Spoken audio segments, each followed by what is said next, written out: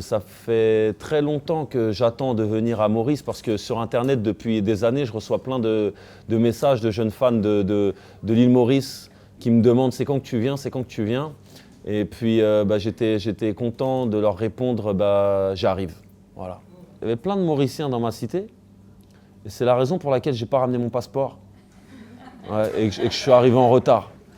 Je vous jure, je connais tellement de Mauriciens à Paris que je pensais que l'île Maurice, ils avaient des accords avec la France et que c'était un pays d'outre-mer.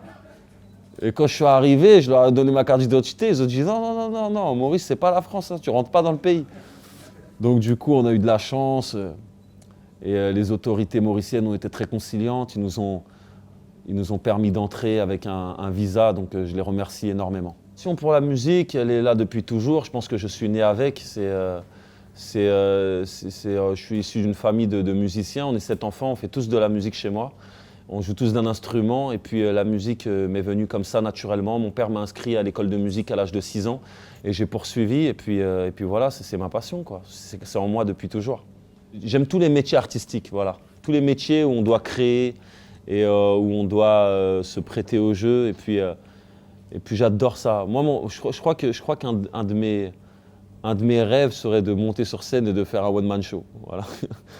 C'est toujours excitant de découvrir de nouvelles terres, un nouveau public, un nouveau pays. Donc je suis vraiment content d'être là à Maurice. Et puis pour tous les jeunes qui vont regarder cette interview, qui nous écoutent en ce moment, venez nombreux demain. Ça va vraiment être un grand spectacle.